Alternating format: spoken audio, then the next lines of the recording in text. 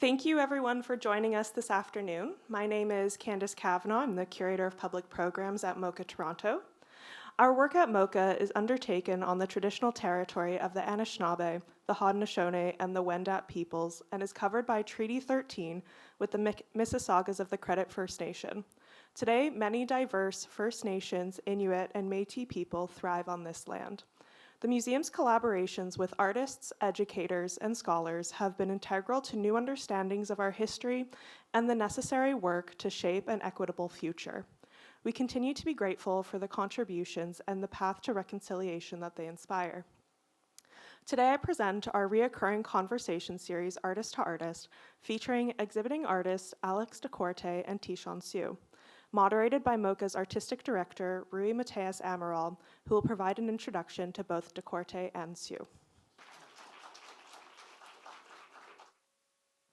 Thank you, Candace, and thank you all for joining us on what is the last event of a super successful opening week of festivities, and thank you both for your endurance. Alex de Corte lives and works in Philadelphia. His work has been the subject of several institutional solo exhibitions, the most recent being his 20-year retrospective Mr. Remember at the Louisiana Museum of Art in Denmark, and the video survey Fresh Hell at the 21st Century Museum of Contemporary Art in Japan. De Corte was selected for the Roof Garden Commission for the Metropolitan Museum of Art in 2021. His work has been included in prestigious group exhibitions such as the Whitney Biennial Quiet as It's Kept, the Biennale de Venezia, May You Live in Interesting Times, and the 57th Carnegie International in Pittsburgh. Recent critical writing includes catalog essays for the international touring exhibitions Marisol, a retrospective, and Ellsworth Kelly at 100. In 2026, with the Whitney's Museum, Meg Onley and Scott Rothkopf, de Corte will co-curate the first Roy Lichtenstein retrospective in New York in more than 30 years. De Corte was the 2023 Philip Guston Rome Prize Fellow at the American Academy in Rome. Tishan Hsu lives and works in New York. His recent presentations include solo exhibitions at MAMCO in Geneva in 2024 and Secession Vienna in 2023. His inclusion in To Your Eternity, the fourth Future of Today Biennale in Beijing, the Milk of Dreams, the Venice Biennale in 2022, the 58th Carnegie International, Is It Morning for You Yet in 2022 in Pittsburgh, the 13th Gwangju Biennial, Minds Rising, Spirits Turning in 2021, and Liquid Circuit, a solo exhibition at the Sculpture Center in New York in 2020, and the Hammer Museum, Los Angeles in 2021. A new commission for the Highline in New York is currently on view, and we have images of that as part of our presentation. Selected public and private collections that hold Hsu's work include the Metropolitan Museum of Art in New York, the Centre Pompidou in Paris, MAMCO in Geneva, the Museum für Moderne Kunst at Frankfurt, the Los Angeles Museum of Contemporary Art in LA, and the Whitney Museum of American Art in New York. So thank you both for being part of this conversation. So I wanted to start off with a very basic question to both of you, which is, can you describe your practice at this moment? Tishan. Rocks, paper. Yeah, let's do that. At this moment is a little hard. You never sort of know what is going on in the moment. I could say, looking retrospectively, I've always been interested in the interface of the body and technology. And I worked with the possibility that there is something there going on and that's increasing that we don't really understand, and partly because this growing merging is so seductive that it's very easy to absorb it, when in fact it's actually quite violent what it's doing. And that it's on a cognitive level. And so the way I'm talking about it now is not how I started with the work. The work was very intuitive. There wasn't that much discourse at the time. There were a few people who were beginning to write about this. So the work was an intuition that there's something really there to explore. And so it was a kind of a proposition done with the idea that maybe there is nothing there. But I was willing to it piqued my curiosity enough to keep me going, to keep doing the work every day.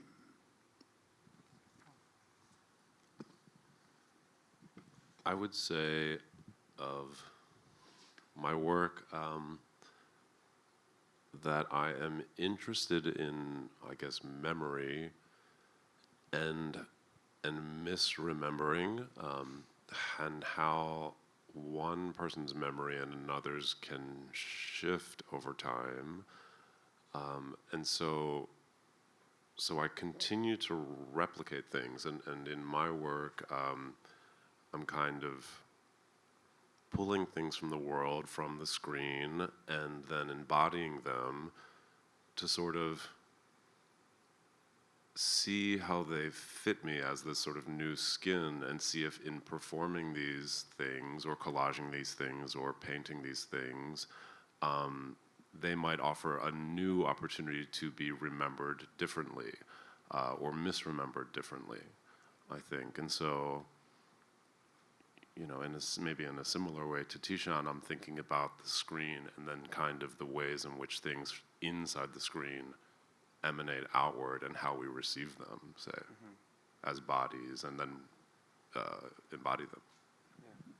No, and I'm wondering for both of you, for Tishan specifically, your kind of education and experience, and kind of if there are any, like I'm thinking of you studying architecture at MIT, I'm thinking of your early work in front of a screen as a word processor on Wall Street, and kind of how that is either foundational or was a starting point for your work. Well, I chose to go to MIT partly because of the sense of technology in the body.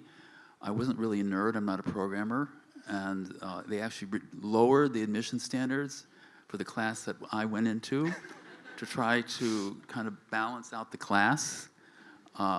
Frederick Weissman, the very famous documentary filmmaker, did a scathing documentary on MIT prior to that. And the response to school sort of, you know, said we need a little more diverse student body. Anyway, but I was interested in getting closer to technology, and very aware that the sort of humanistic tradition that art fell in was sort of always othering technology. Like, it's just these weird nerds that just go into the computer, you can't relate to them, and at the same time, I felt that whether we liked it or not, technology was going to become a tremendous force. I had no idea how it would manifest itself, but it was clear that it was going to happen to me. And I wanted to get more familiar with it, to get the feeling of it. And whether I was going to be an architect or an artist, I knew it was going to be one or the other. I did get that sense when I was there, much more than what I had before going there.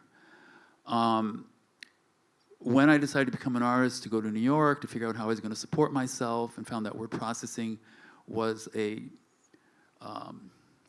very much in demand part-time job that paid well because no one could do it at that point, which is how to operate a word processor.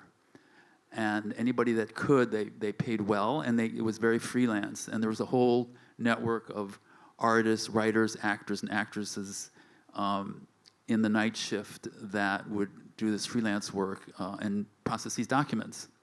So it was just by chance that situation put me in front of a screen where we were beginning to process documents using at that time, it was a word processor, which is a computer.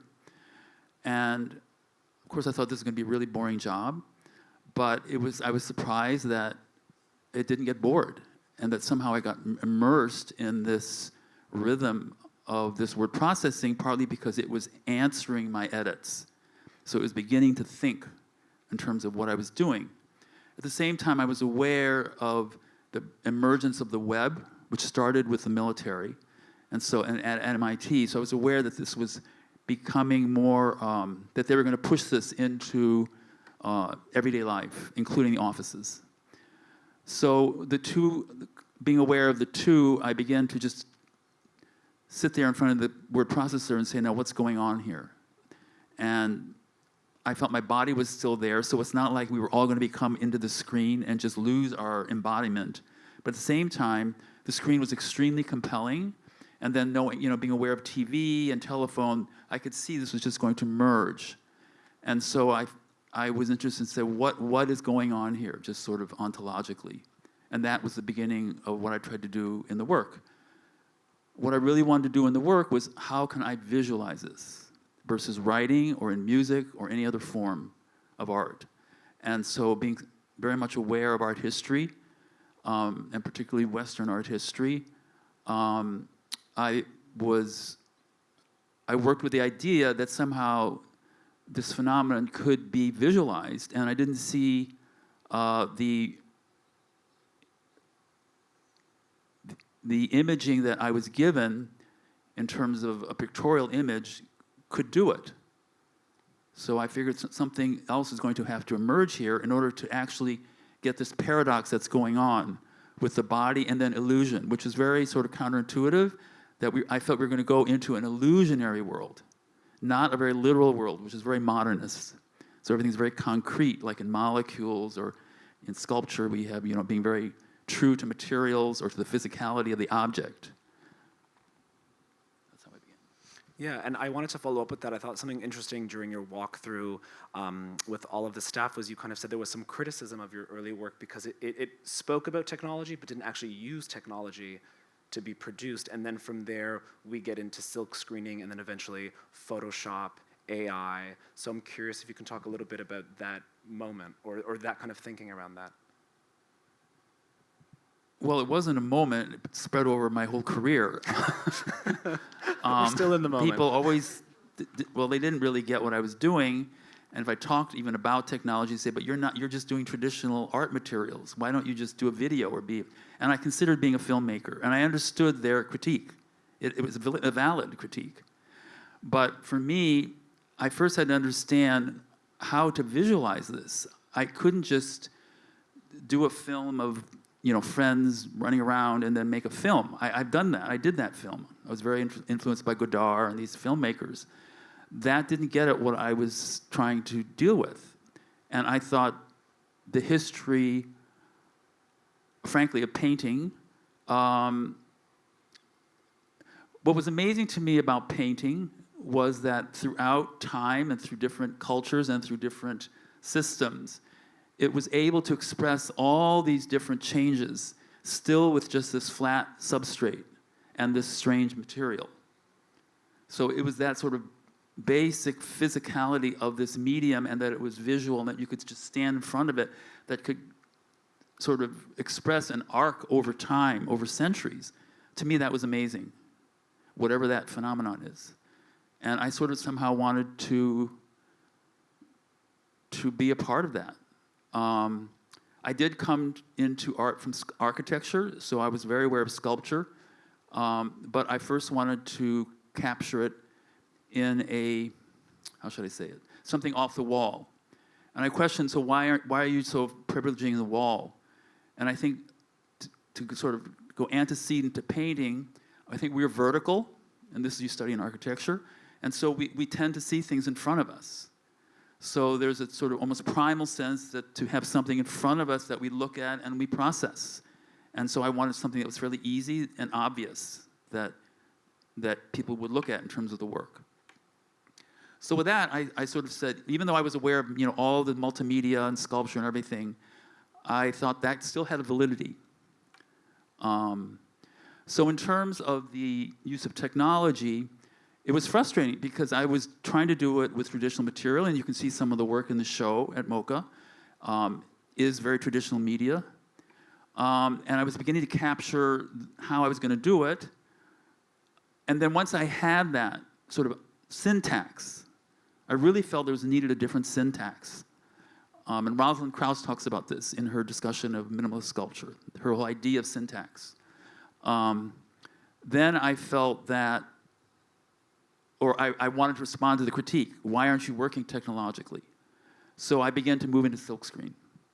But I tried to maintain what I had developed through painting in that technological medium. And that's always been my impetus, that I was not going to give that up just to try something else completely.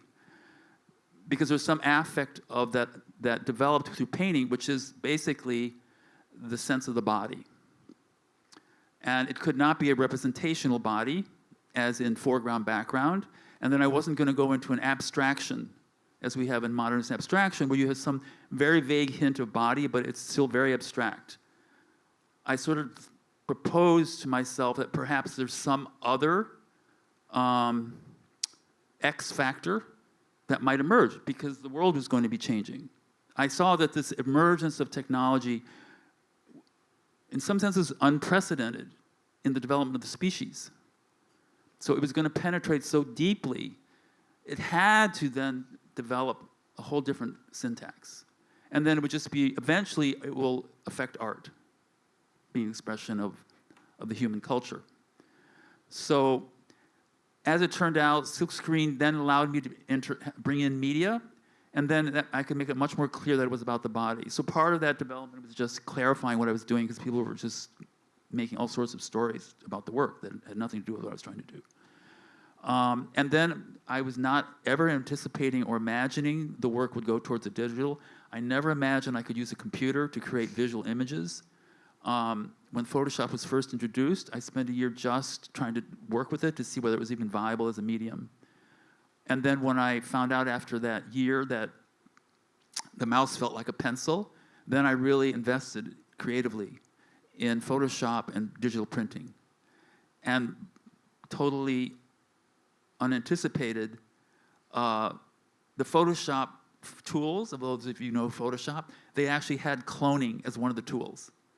And in the silk screens, which you can see in the show at MOCA, the very large black and white one, I'm sort of trying to create skin and then work with skin, sort of to sculpt with skin, or to pictorially use the affect of skin without creating a sort of foreground figurative image. So in a way, I just wanted the affect of skin or body. And so that's what I experimented with in Photoshop, and it was amazing because Photoshop I could just take the image of skin and then just copy and paste or clone it into the image. And so the whole thing is emerging out of skin, this abstraction, so to speak. So it just kind of emerged. And now we have AI, and everybody's talking about AI. It's actually very continuous to what the work is already doing. So I have no, how should I say it? I have no qualms about saying AI is a part of my imagination. I'm not feeling like it's going to replace me or my creative practice. I think it's just an incredibly powerful tool, and it's an extension of our integration with technology, and it's just an example that it's going to even the integration of technology is going to get even deeper and more radical, because whether we want to or not, AI is already completely underneath our lives right now. We don't visually see it, except perhaps in visual image making. We start seeing how radical and weird it is, but it's already going on in the structure, understructure, infrastructure of our lives. And I think as that increases, it's then going to become more obvious for artists and creative people to begin to reflect how that's really changing. That I think it's very hard for us to anticipate right now. Thank you. And Alex, for you, I was thinking of kind of like animation and drawing and the moving image, and thinking of that as being kind of an early part of your practice, and how that your practice has expanded out of that.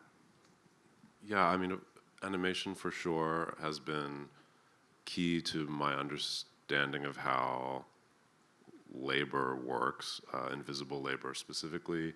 But I was thinking as Tishan was speaking about my relationship to video games, and how, like, when I was younger, I was really obsessed with Super Mario Brothers, and my favorite character to play was Princess Peach, because she floated above all the bullshit, and I was like infatuated with her, and she was on the screen, and so my only relationship to her was then through this box, which had a cord, which was then attached to a controller in my hands, and I could sort of be her, but then not be her. And so, you know, she moved laterally across the screen. I was one of those players where I moved all around the room in a panic as I tried to move her. And it kind of reminds me then of this like work that Jessica Stockholder made that was sort of in relationship to sculpture and painting in this sort of kissing the wall series, we could call it, where there was a work on the wall and then a tether and then a sculpture. When I think about what my work is, in terms of it being some space between sculpture and performance, some place between my body and the screen and whatever is the kind of thing that connects us, I go back to animation and animation's ability to take something flat and make it move, and that the kind of key between those things to understand them is the hand and the kind of photographic process that sort of allows a still thing to move. And so I find myself in a space between one side of, or I guess between either side of a screen often. And that when I'm thinking about my work, it's negotiating which space I'm in. Am I kind of a fixed image, or am I, which could be a mask, or am I this moving thing behind the mask? This leads me to thinking about skins and how skins can betray you and fail, and that vessels can break. When I got out of graduate school and I was studying under Jessica, so I was making a bunch of sort of sculptures that were bad versions of her work, and went back to Philly, and it wasn't as glamorous in being in New Haven, and I made all of these sculptures that were stacks of things, and I was thinking about,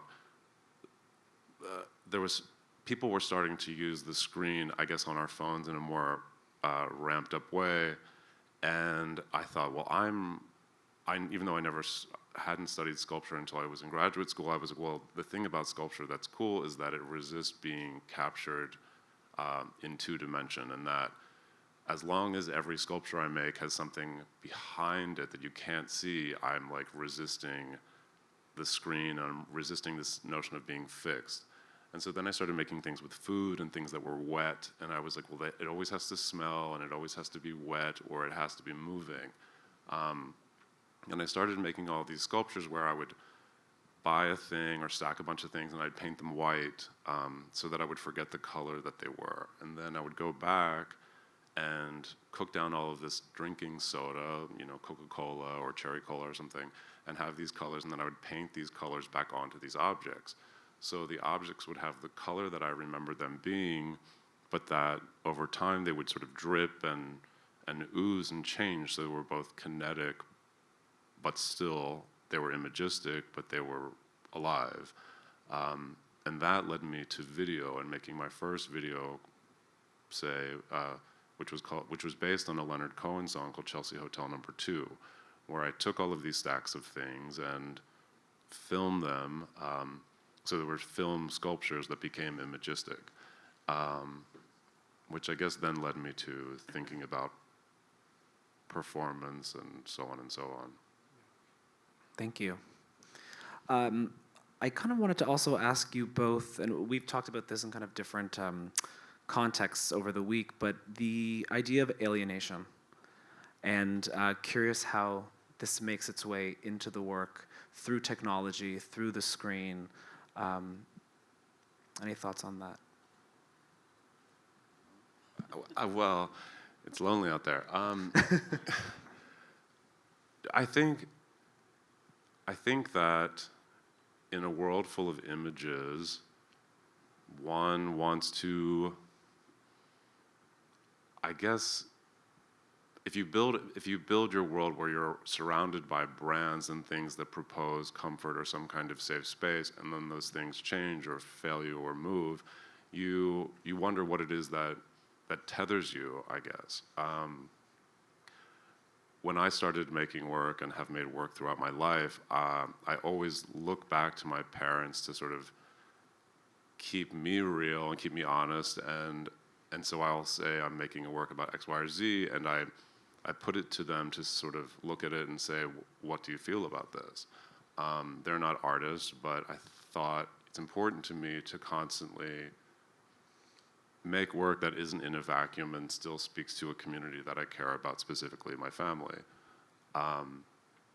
And I found in early moments of making, say when I was making all this work about ketchup, which I'm sort of maybe always making work about ketchup, but my father, who immigrated here from Venezuela, had no relationship with specifically ketchup or any of the things I was referencing as this kind of consumer of American television and films.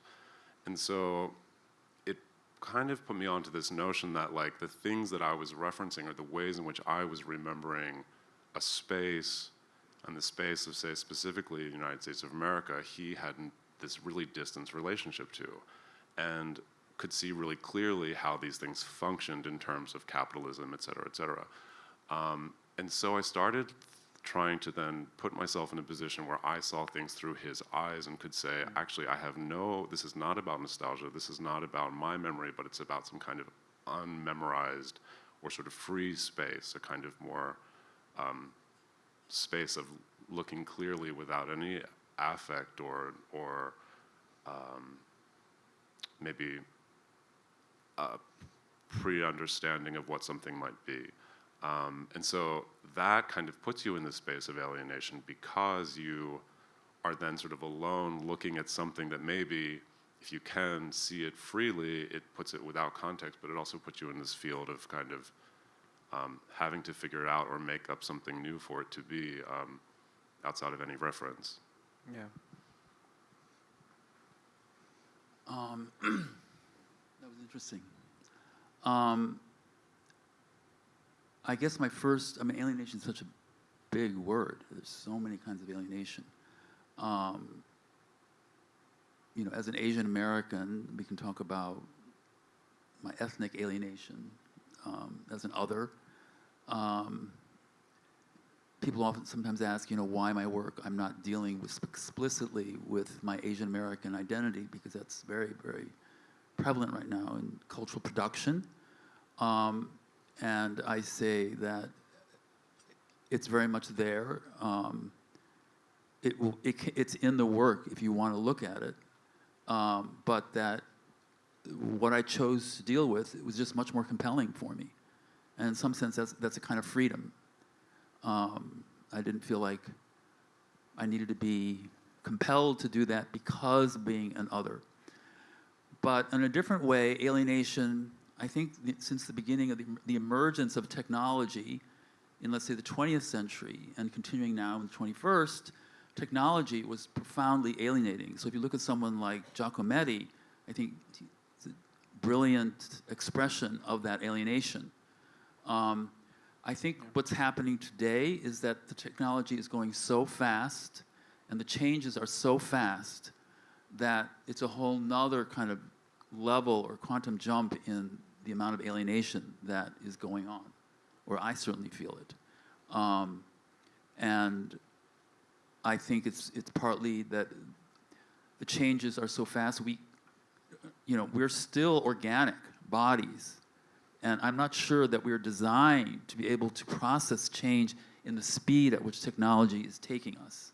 And from what I understand, it's just going to get faster. It's not going to slow down. And maybe our kids and their kids or whatever being born into it may begin to adapt.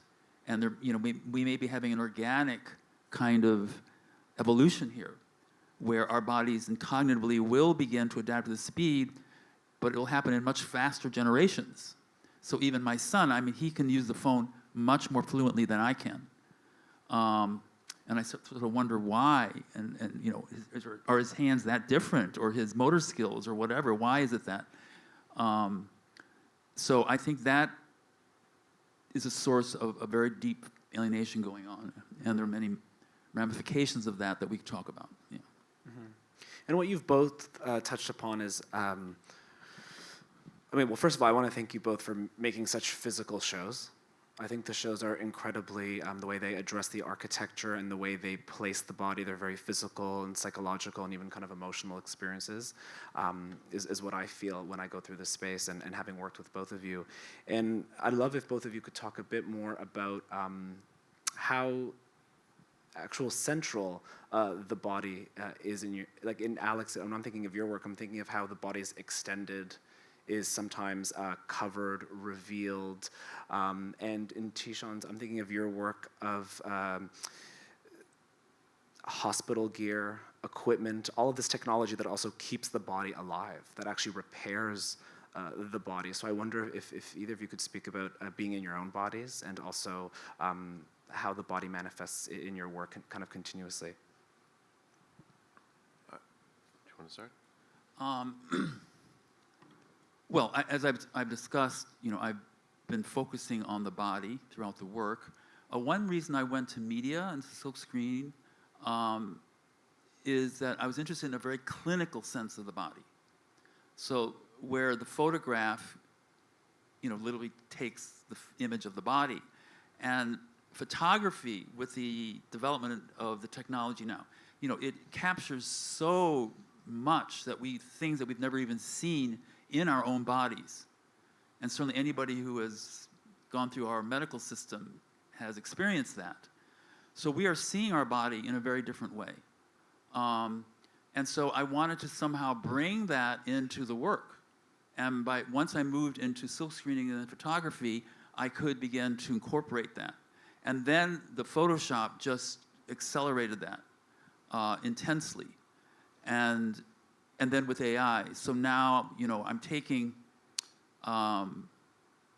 physical attributes of the body photographically, and then AI is then morphing it. So it's morphing something that when you look at it, and you can see in some of the more recent work in the show, that this body becomes unrecognizable.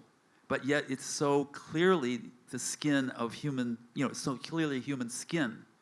So that paradox is what gives it somewhat the certain shock value, or sort of the strange alienation of it, that is somewhat unrecognizable, but you can't say this is just a fantasy. So if I just painted the skin, you could somewhat discount it.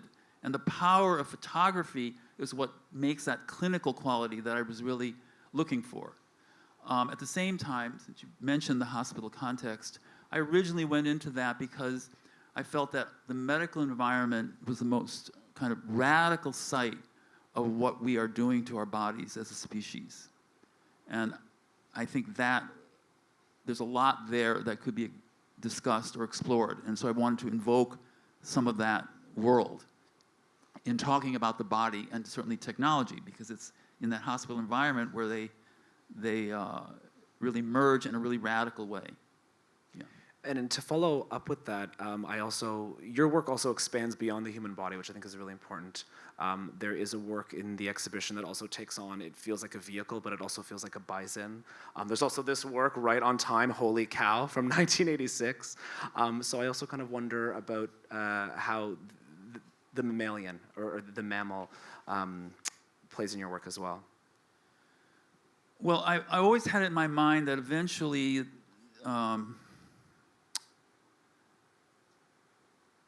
the choice of looking at the skin of the body is that the skin is a property of the world in some way, meaning that, for instance, the landscape is just this rolling hill, and it's really like a skin. And then if you look at the body, it's also this rolling topological surface of the body that has these cavities and mounds, so that formally, in terms of trying to create or sort of create a visual equivalent here, that if I use this surface that just sort of undulates, I would be able to both invoke landscape as well as bodies, or mammalian bodies versus human bodies, which aren't that different. I mean, we're mammals. So eventually, part of my problem here is that because I was trying to deal with many issues here, is I want to try to really simplify it so that people don't just go all over the place. They have no idea what I'm doing. So I'm trying to focus just on a sense of skin and body, the human body, and technology. At a certain point, people began to see that, and I think it was in the work. Then I could take skin and then go into the natural world of animals and skins. And I've always been fascinated by how color manifests itself in nature. Like if you look at the skin of a cow or of a snake or of a bird, and the color is just inherent in the material, and that nature in DNA creates these amazing patterns of color repeatedly. So when I did the Holy Cow, That's not spots painted on the yellow. I wanted the color to be inherent in the material. So the concrete is yellow and the black spots are, or the black concrete, the black goes all the way through.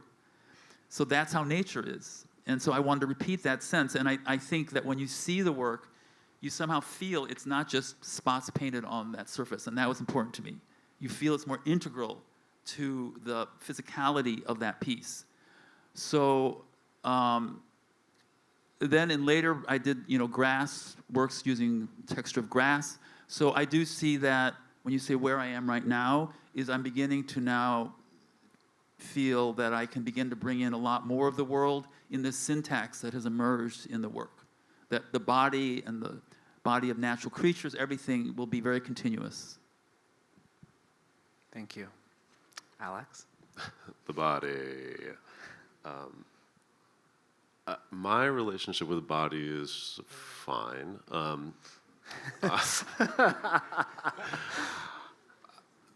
It came as like a really big surprise to me when I lost my intestines like 21 years ago, and I was annoyed because I had thought that this body was sort of fine until it wasn't, and that skin, it betrayed me, it let me down, but I remember distinctly thinking, after some surgeries and so much hospital time and hooked up to tubes and things, I was changing my colostomy bag one day and I looked down and here was this like tentacle coming out of my body and it had a life of its own, and I thought, how wild.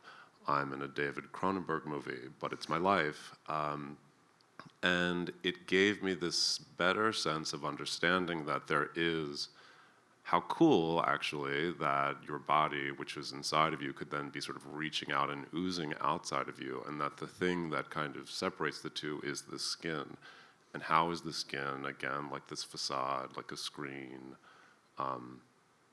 and what is it keeping back and what is it letting in, and what does that kind of calibration look like?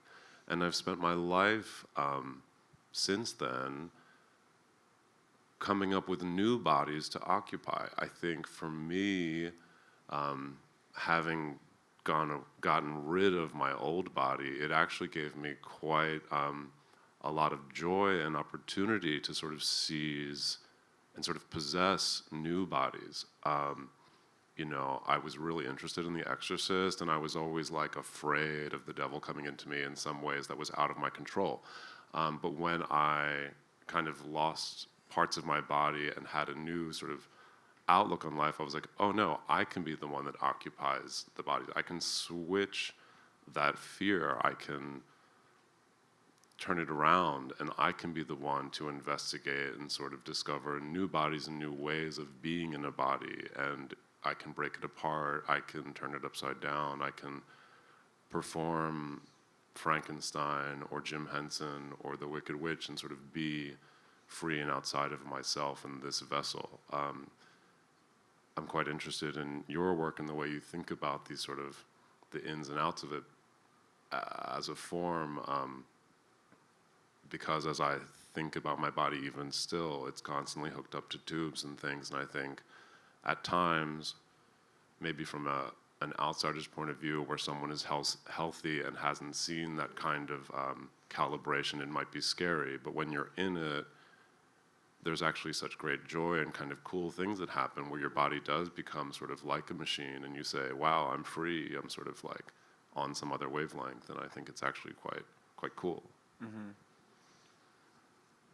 That's very interesting. I was very moved by what you said. I'm an organ transplant recipient, and I don't usually bring it up when I talk because it just opens up a whole another set of issues. In the evolution of my work when I started, which I've described, I never would have imagined I would have been an organ transplant recipient. My feeling about the transplant is not joy.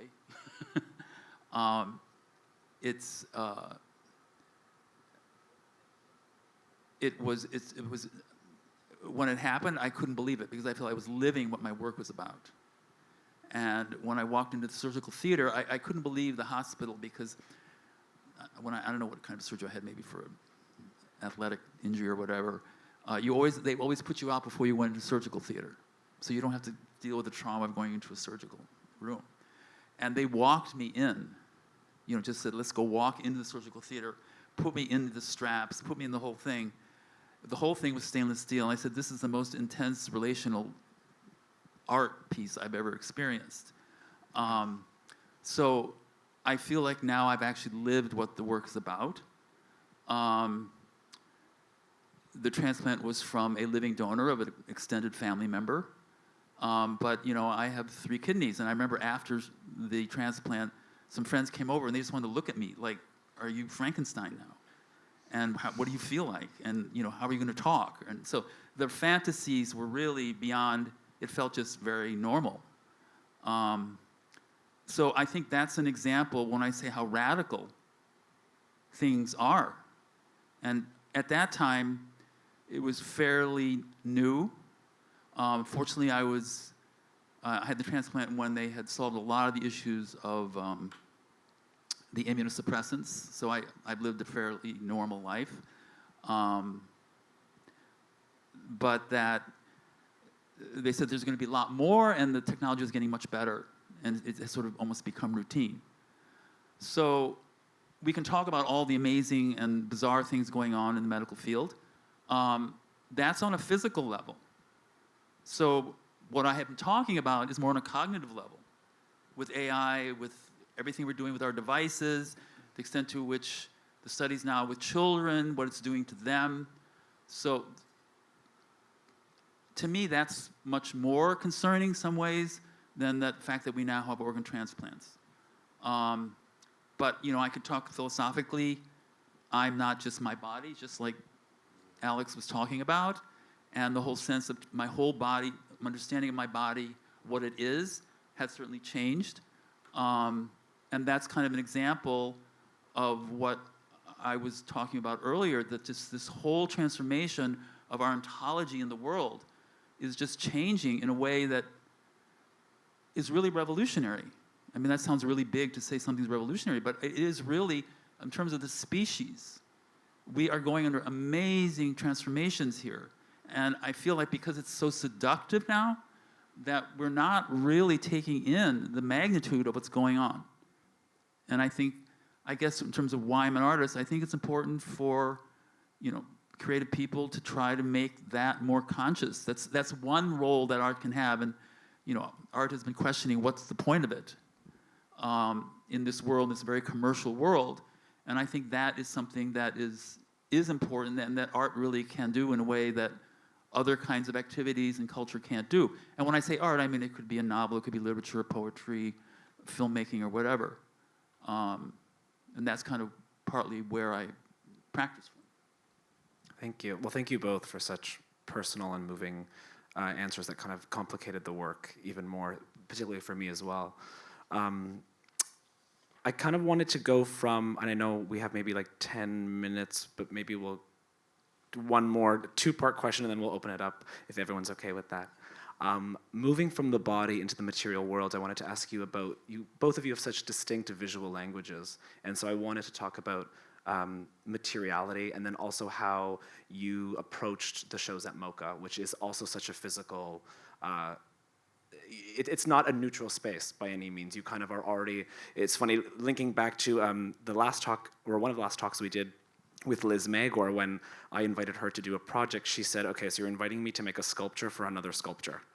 And that kind of really stayed with me, and with you two, that was also a part of my thinking. So I wonder if we can talk about materiality, and then also in the same breath, talk about your approaches to the 2nd and 3rd floors of the museum. Well, I guess having studied animation and really kind of thinking about pencil and ink and paint and things like that, I was always interested in plastic and plastic toys and things inside of a Happy Meal, etc. But when I went to school, there was always like this big letter S sculpture kind of looming, and these big kind of naughty, leaning metal arcs, etc. That for me felt so distanced, and I didn't feel that places like the wood shop and stuff were necessarily inviting for what I was interested in, which is generally soft things and plastic things. But my grandmother was a great craftsperson and made miniatures and sewed quite a bit and made all of the rugs in her house and quilts and clothes and things. And so I thought, well, that, in time, I understood that to be sculpture. And she taught me to sew when I was, kind of not able to walk so much. And so I started sewing and made big sewn things that in some world now would be defined as sculpture. But at the time, I just thought of them as something to do, a bigger drawing in the round. But then, sort of as I went onward and was encouraged by people like Jessica and other artists who had broadened the range of what sculpture could be. It can be an orange, and it can be a shoestring, and it can be some gook and some glob and some blob and some fluff and whatever. It opened up a kind of beautiful space where you say, oh, you sort of start seeing sculpture and what is interesting in the world everywhere.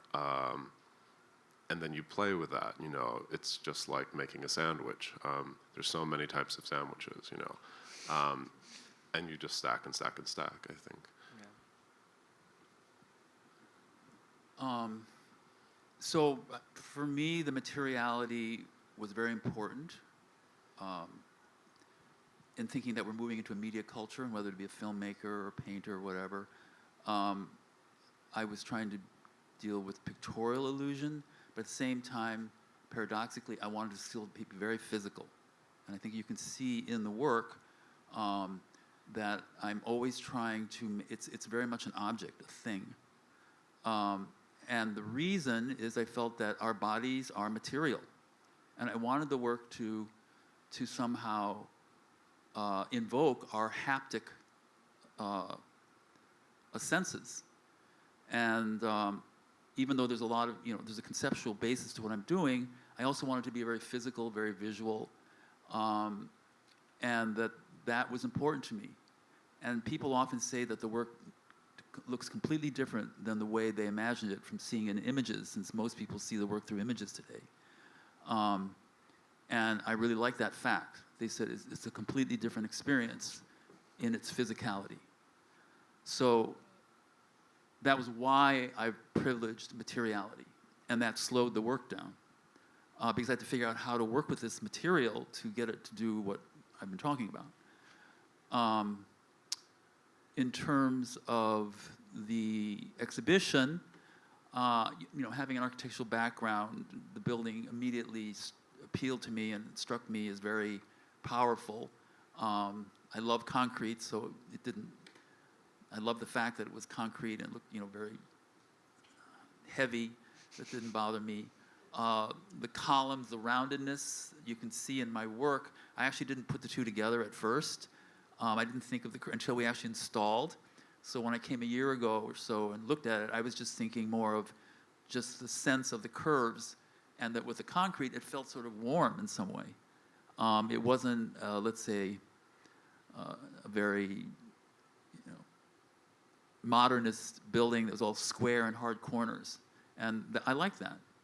So I think then that made me want to work with the columns, and that's what motivated me to think about this wall with it wrap around the columns, to sort of make the walls sort of, you feel more hugging the columns, and it sort of integrates with the feel of these big concrete columns. And then it just turns out, the works around it, everything, it just seemed to come together. So I think it's a very unique environment for the work, and I'm very happy the way it came out, and that it is what it is. Yeah, so am I. And then, Alex, I'm also thinking of you and having this beautiful yellow brick road that hugs the floor of the space, which is something that no artist has done yet in the space. So if you could just talk a little bit about maybe your approach to softening our edges. I would say of this space, the space is so rich and complicated, and I love spaces like that because that means that they are interesting. I'm not really interested in a white cube in that way, and so I think going back to my interest in drawing, I wanted to build a show that sort of paid homage to the kind of building blocks that when people are taking a drawing class understand, which is about line and building simple shapes. And so you have this line that is a bench that connects a circle or a cube within the space, and that I've kind of given you both flat planes to think about and interact with, and then also three-dimensional spaces that you can walk around or be inside.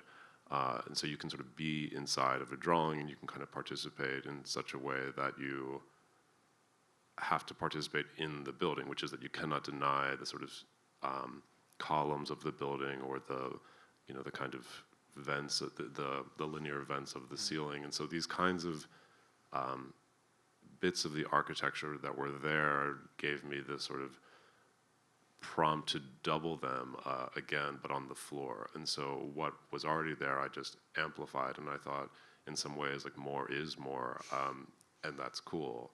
It accentuates and celebrates what exists. And whenever I do a show, it's like for me super important to respect where it is, and not show up and say, now this is mine, blah, but to like participate and respond and be in the space and sort of understand what was there before and how to kind of be about it. Yeah. Yeah, Thank I you. really like the way the acoustics of your exhibition, the installation, because I feel, concrete is very kind of muffling already, and this kind of cave-like quality, and I felt that the carpeting, the way the acoustics works, really heightens that, so it's doing exactly what you're talking about. And then also just the way you filtered the light, it just feels even more sort of comforting and warm, which is so antithetical to just concrete room here with these big, heavy, sort of ponderous columns. So I thought it was nice the way you completely transformed it, but in a very simple way. Yeah, I thought it worked really, really well. Thanks, Tishan. I love that you think it was comforting and warm, because I think of it as like hellish and completely like mania-inducing and get me out of there. But to each their own. Well, on behalf of MOCA, thank you both for all of the time and dedication that you put into the shows, and they're on now, and we're actually open all week this week from 11 to 6 at the museum, so please go see the shows if you haven't already. And maybe there is some people on this stage who need to catch a flight, so maybe we take a few questions, maybe 3 questions from the audience.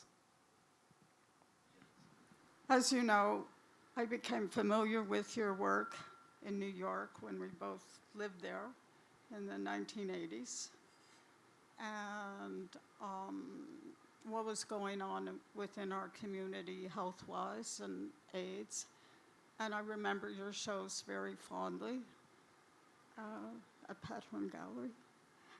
And I wonder, looking back at that time, how you would reflect how it has affected your work over the years.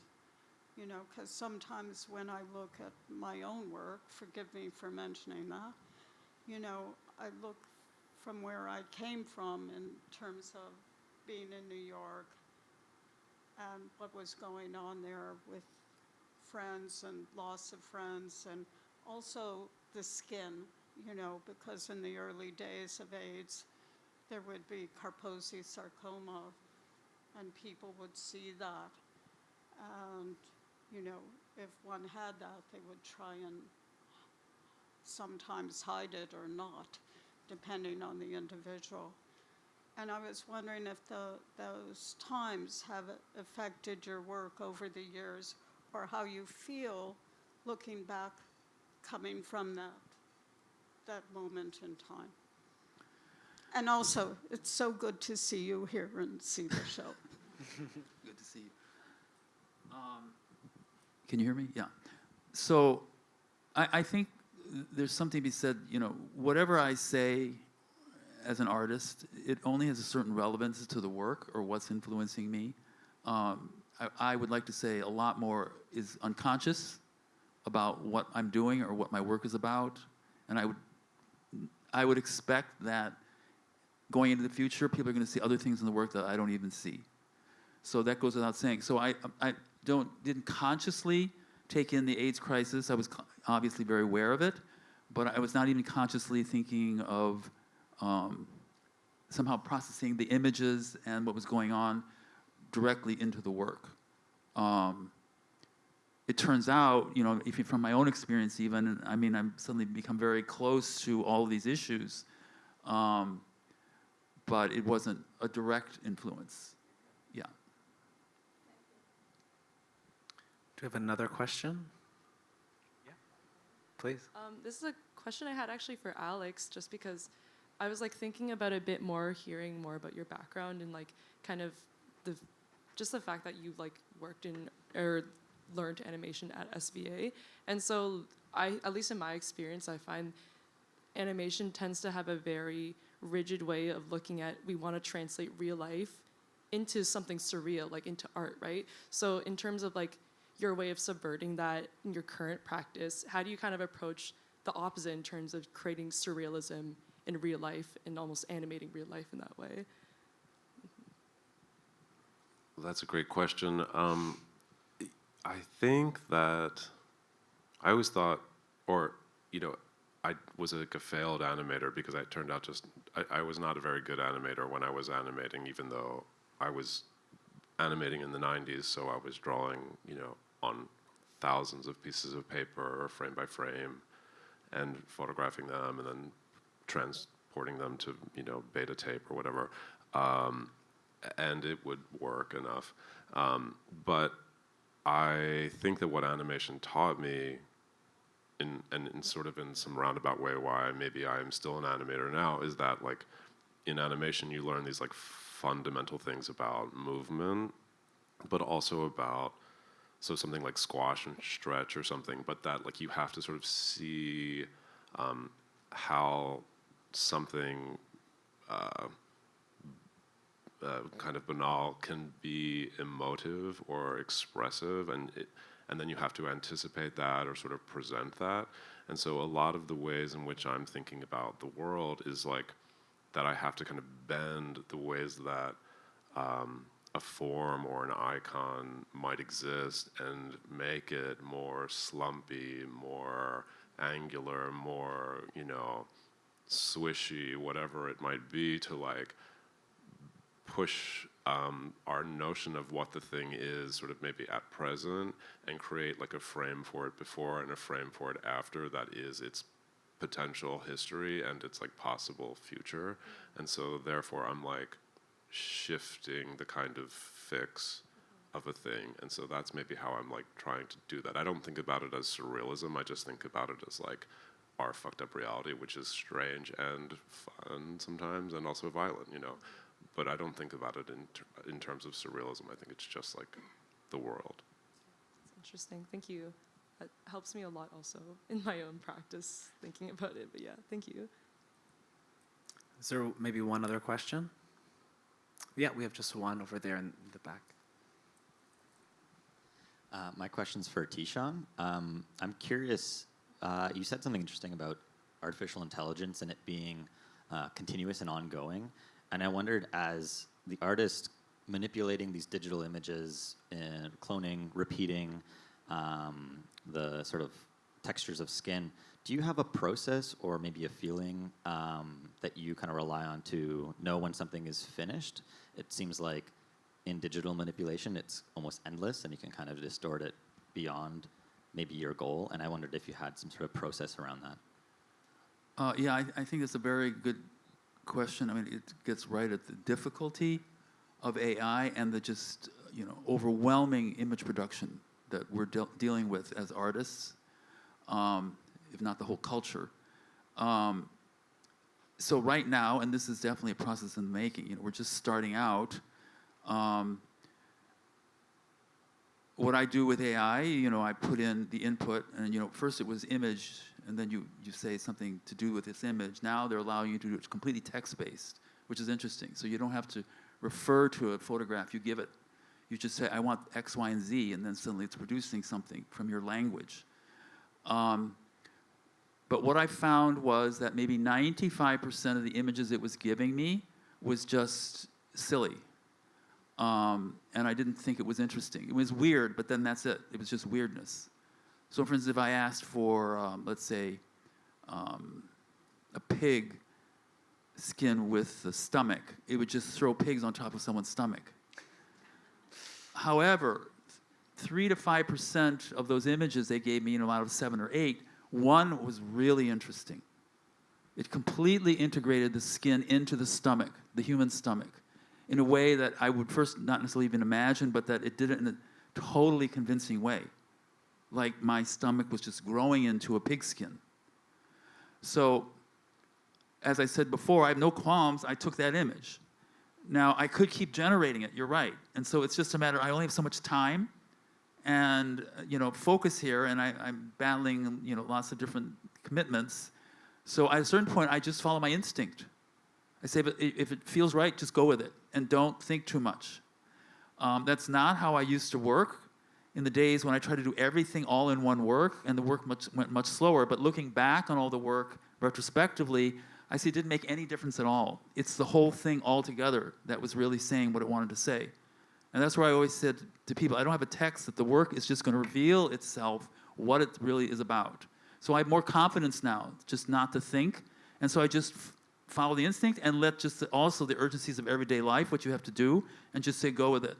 And then I then start manipulating that. And the next piece, then I might have, I might do that process again. If I had more time, then I might want to play with it. I'd like to spend maybe 50% more time than I have the time for right now in the image generation and really getting to know AI. It's really organic and very interactive.